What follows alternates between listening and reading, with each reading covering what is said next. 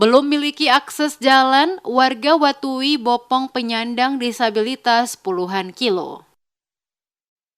Kondisi warga di 5 desa di pedalaman Pulau Seram yang masuk wilayah Kecamatan Elpa Putih, Kabupaten Seram bagian Barat, Provinsi Maluku, sampai saat ini belum merasakan arti pembangunan yang sesungguhnya. 5 desa yakni Someit, Ahiolo, Pasinaru, Watui, dan Huku masih terbelakang dari berbagai segi pembangunan. Mereka layak menyandang kata tertinggal. Sudah 77 tahun Indonesia merdeka, namun arti dari kemerdekaan yang sesungguhnya belum dirasakan oleh warga di 5 desa tersebut. Merdeka untuk menikmati akses pembangunan, pendidikan, kesehatan, penerangan, bahkan komunikasi, dan lainnya bagi warga di 5 desa itu adalah sebuah keniscayaan, jauh panggang dari api. Sementara di pelosok wilayah lain, orang bisa dengan mudah menikmati berbagai akses pembangunan yang ada, berbanding terbalik dengan apa yang dialami dan dirasakan warga Someit, Ahiolo, Pasinaru, Watui, dan Huku.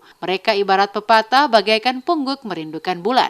Mereka hanya punya mimpi, mereka hanya punya harapan, kapan pembangunan itu bisa menembus wilayah mereka dalam pelosok hutan belantara Pulau Seram yang jaraknya 40 km jika kita bergerak dari Jalan Lintas Seram Trans Utama Pulau Seram. Inilah realitas yang dialami orang-orang di Desa Watui, satu dari 4 desa pegunungan di Kecamatan Tuluk Elpa Putih. Perjalanan ke Desa Watui harus ditempuh dengan berjalan kaki sejauh kurang lebih 40 km, memakan waktu antara 10 hingga 12 jam perjalanan normal. Untuk keperluan di kecamatan atau sekedar berkunjung ke kerabat di wilayah pesisir atau menuju kota kabupaten, warga harus menyusuri jalan setapak di lebatnya hutan. Jalan itu merupakan jalur lintas satu-satunya akses terbaik dan dianggap dekat untuk memotong waktu tempuh. Di beberapa titik, jalannya berkelok, naik turun, perbukitan menyusuri bibir sungai, bahkan ada yang longsor. Apalagi di saat hujan, kondisinya penuh lumpur membuat warga harus berhati-hati. Terpeleset dan jatuh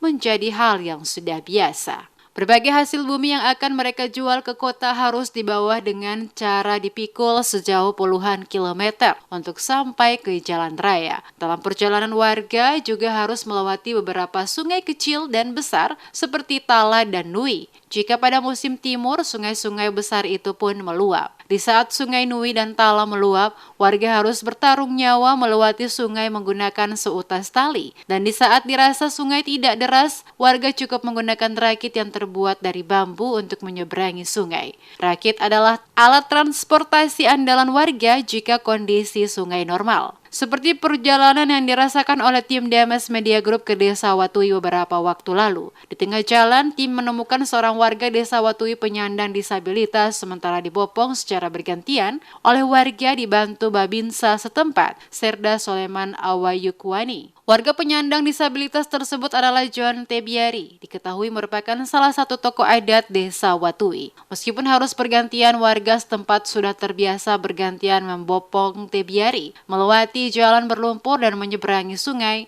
pergi pulang ketika sewaktu-waktu Tebiari harus ke kantor kecamatan untuk kepentingan Desa Watui. Babinsa Serda Soleman Awayakuni mengatakan, kondisi ini sudah berlangsung sejak lama ketika warga yang sakit atau yang cacat fisik harus dibopong bersama-sama.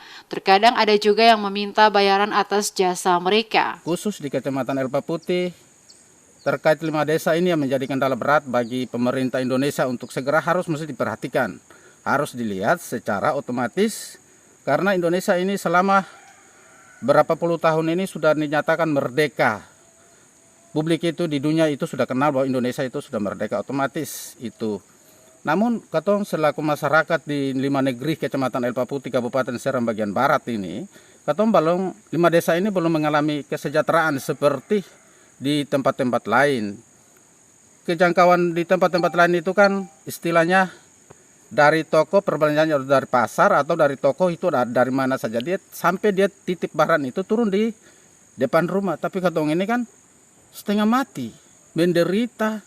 Apalagi kendala yang paling berat itu waktu timur, musim hujan. Aduh, setengah mati. Fasilitas kebutuhan daripada anak-anak didik di sini juga sulit dan sangat sulit. John Tebiari mengakui meskipun dengan kondisi fisik yang dialaminya sebagai tokoh adat tetap menjalankan tanggung jawab demi memperjuangkan kepentingan warganya di kecamatan maupun di kabupaten. Dengan keterbatasan akses jalan yang ada, Tebiari meminta keberpihakan pemerintah, baik kabupaten, provinsi, hingga pemerintah pusat untuk menjawab kondisi masyarakat di 5 desa yang ada di pegunungan tersebut. Salah satu yang dianggap sangat dibutuhkan oleh masyarakat adalah soal akses jalan. Diakui persoalan akses jalan membuat hasil pertanian masyarakat di 5 desa itu tidak bisa dijual ke pasar. Kalaupun ada yang dijual, hanyalah hasil yang sanggup dibawa oleh warga, sedangkan sisanya hanya bisa untuk dinikmati. Dikatakan, terkadang warga juga harus menginap di tengah perjalanan ketika sudah mulai malam, karena tidak sanggup melanjutkan perjalanan apalagi di saat musim hujan seperti saat ini. Selama saya bertugas ini sudah kurang lebih 6 tahun, kondisinya seperti begini. Jadi karena tidak ada transportasi jalan ini, sehingga memang harus dibopong, dipikul untuk bisa sampai turun ke bawah ataupun sebaliknya balik dari desa Tala atau dari kecamatan ke desa Watui. Jadi memang kondisinya seperti ini. Iya. Sudah dari dulu, saya sudah banyak juga berbicara, tanya-tanya mereka, masyarakat juga merindukan adanya akses jalan dari pemerintah. Mereka minta berharap, dan itu yang kita bicarakan dengan kepala desa, perangkat, staf. Saya sebagai selaku babinsa juga mendukung itu, karena kalau ada transportasi jalan sampai tiba di kampung di desa Watui, kita juga kan enak. Seperti saya babinsa, saya punya motor, ada kendaraan dinas dikasih, tapi tidak bisa, kami tidak bisa bawa, harus titip bawa, dibawa kita pikul. Kondisi jalan kayak gini kita mau lewat mana, tidak ada akses.